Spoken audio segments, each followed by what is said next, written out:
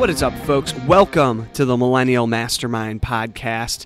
Very, very excited to have you here today, as I am each week. Today's episode is not going to be an interview, but rather I am going to share some of my tips on how to get shit done. I thought that this would be a good one to share because it's an area of my life where I've made massive improvements over the last couple of years. Definitely still a work in progress, but way further ahead of where I used to be, especially with still working a full-time job, working on this podcast, and then as you guys are going to hear in the coming months, we have some exciting new things in the Millennial Mastermind community that we're going to be rolling out, which if you want to learn more about that, you can go to millennialmm.com and sign up for our email newsletter, and then you'll be sure to be the first to know about anything new that's coming out. But this episode specific, we're going to talk about how to get things done and what my process is for that I've tweaked and fine-tuned over the years. I've taken little tidbits from the hundreds of different personal development books that I've read, and this has become really the process that works for me. So I wanted to share it with you guys because I've definitely spend a lot of time spinning my wheels and having massive to-do lists that seem to never end and only grow, and were a bit daunting to look at and slightly depressing when each day it seemed like it was longer at the end of the day than it was at the beginning of the day. So let's talk through my process of how to really get through those lists, but also just have a great process that at the end of each day, you feel very accomplished and you feel like you are actually doing the work that matters, that's going to move the needle in your life. And that's the key, because I'll be honest with you, that to-do list may never end, but as long as you're getting those key things done, those rocks that are going to have the biggest impact on your life, that is where you're going to see the most substantial change and have the biggest impact for yourself and for whatever it is that you're trying to accomplish. So let's dive right into it. It's a 4-step process. And what those 4 steps are 1, to set your intention, 2, to make a plan, 3, to take action, and 4, to reflect. Okay, guys, that's the episode. No, I'm just kidding. We'll dive into each of those and talk through, but it's really pretty simple. And I think that's what makes it useful for me, impactful for me, is to keep it simple, but that doesn't necessarily mean it's easy always. It's just simple, easy to remember, easy to comprehend, but you got to put in the work, especially in that taking action step. But let's start at the top. So first step, set your intention. You really need to know where you want to go in your life. You want to know what the overarching things are that you want to accomplish, where you want to focus your energy. And this is something I struggled with for a long time, is I was all over the map. I was trying to do 100 different things. I really lacked focus, and it really took the insights from people around me, help from the folks in my mastermind group, my family, my wife, to really get my head on straight, because I will be the first one to admit I am a shiny object syndrome kind of guy. I get very excited about new projects. I have ideas that I'm like, ooh, squirrel, and I'll just go after it. But that is not very conducive for getting shit done. And any successful person will tell you that is a recipe to spin your wheels. And that is a recipe to not achieve your dreams. So that is something that I've had to definitely improve upon over the years. And still, I have those shiny object moments, but fortunately, I have people built into my life that help keep me on the right track, and then also systems like this one that help to keep me focused. But my preferred method for setting my intentions is to set goals. And I go into that in a lot more detail in episode 24, was called Creating Your New Year's Launch Plan. Can't talk this morning. Which was episode 24, Creating Your New Year Launch Plan. So you guys can check that one out. That has a great section or segment on goal setting that I really go deep into it, but a real quick overview. I subscribe to the methodology of setting SMART goals, which I'm sure a lot of you have heard before, especially if you listen to that episode, which is specific, measurable, attainable, relevant, and time-bound. So I highly recommend you go back and check out episode 24 if you want to learn more about goal setting. But the key thing here is just to remember that step 1 is to set your intention and to know where you want to go. So step number 2 is make a plan. And that is really just understanding what it is that you're going to be doing. So, number 1, setting your intention is what it is, I guess. Number 2 is the how you're going to do it. So making a plan, for me, starts with making a list. I just have too many things in my head that if I start working on one, the other stuff will just be floating around up there and resurfacing and getting me distracted. So I do much better if I make a list that I can just reference that has everything I could possibly think of that is related to this goal that needs to be done. And then what I do is I go through and I prioritize that.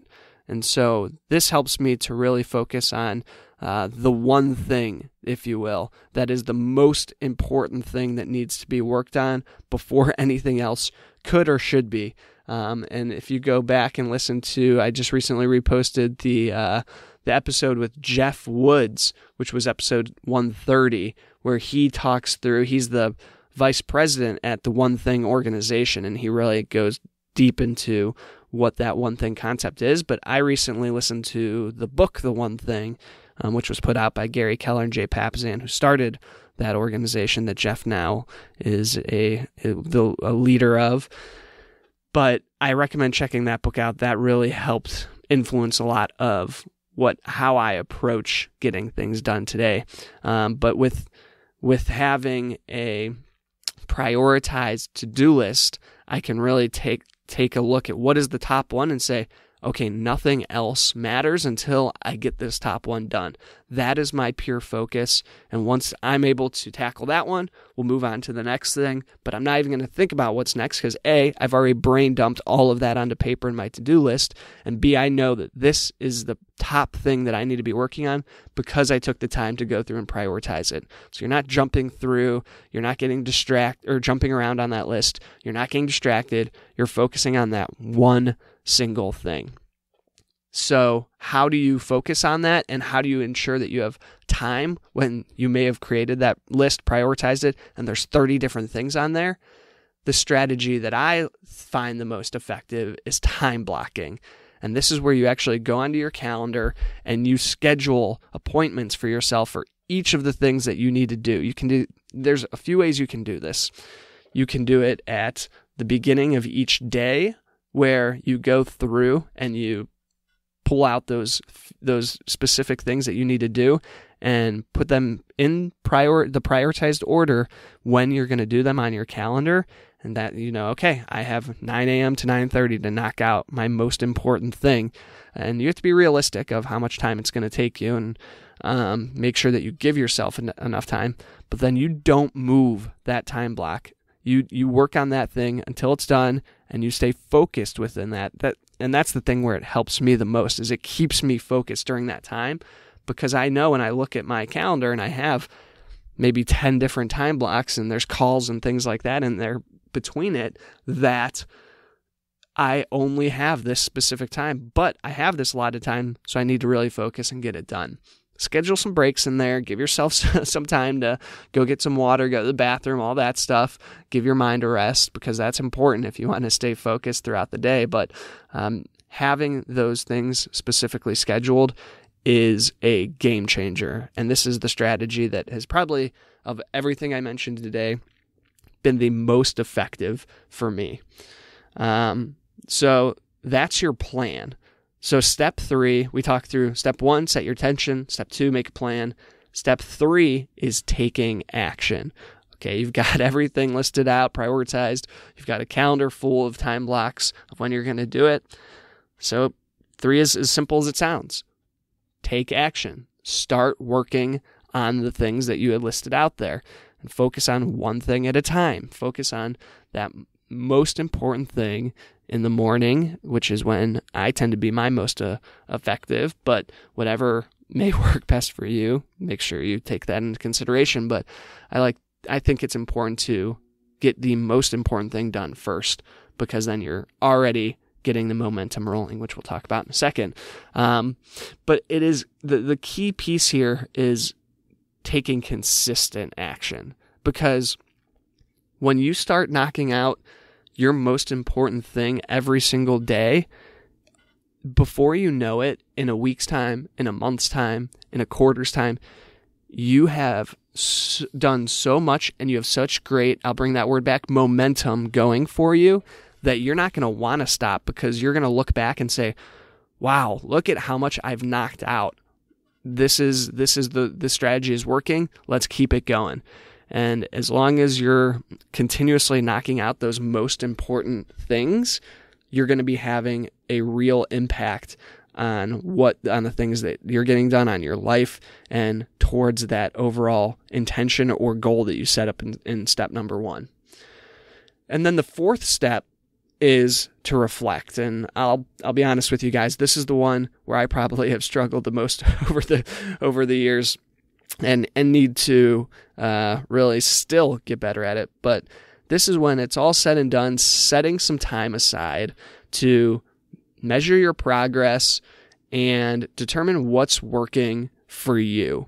And so I actually just used that time blocking strategy to put 30 minutes at the end of every single week, Friday at 4:30, to reflect on the previous week. What worked, what didn't work.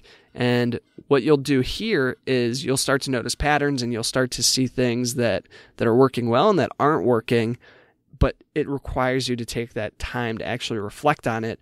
And once you recognize those patterns, or you see those things that might need some attention, you can course correct, and you can go in there and determine, okay, what of this process, so this is important, this is my process that works for me. This might not be your process that works for you. It may be an iteration of this, or it may be something completely different, but I think this would be a great place for anyone to start if you don't currently have a process. But go in there, reflect, and having that time allows you to iterate, to figure out what are the key things that are going to help you to get shit done, and go with that. Lean into the things that work for you. It's great to read personal development books, to read productivity blogs, to study these different topics. But at the end of the day, whatever works for you is going to be the thing that is the most important, and the thing that you're going to really want to latch onto. Anybody can be an quote-unquote expert and tell you what is the best process, but if that isn't the process that helps you accomplish the things that you're looking to accomplish, then it's not relevant for you. So, and I include myself in that bucket of people who may not be relevant to you in their processes. So if you try this and find that it just doesn't work, then try something new. Experiment. Just figure out what your process is and go with it. Because at the end of the day, whatever helps you to get the most important things done in your life, then that is what you got to go with. So just to recap, the process that I follow is to first set your intention, and I do that a lot of times with goal setting. Second, make a plan. Third, take consistent action towards that plan. And fourth, reflect and determine if there's any course corrections that you may need to make there. So that is it for this little solo episode, guys. I hope you found this useful. If you did, it would mean so much if you guys would drop a quick rating or review in the podcast app that you're listening to this on, especially if that happens to be Apple Podcasts. They've made it super easy to do that. Just go to the show and scroll down to the bottom. You could just hit the 5 stars, and then if you want to go the extra mile and drop a few words in the comment section, that would be amazing. And then you can also find this episode at millennialmm.com/podcast, where you'll be able to find all the episodes, but you can also actually comment in the comments section there on each episode. And if you do that, I'll be sure to respond to you, and we can have a little bit better of an interaction there than Apple Podcasts may allow us to have. And then while you're on the website, sign up for our newsletter to make sure that you are informed on some of the exciting new things that we're going to be doing here. It is our goal to really get more involved with the Millennial Mastermind community, bringing people together so you can start to meet me, to meet our team here that we're starting to develop, and to meet each other, which I think there is so much power in.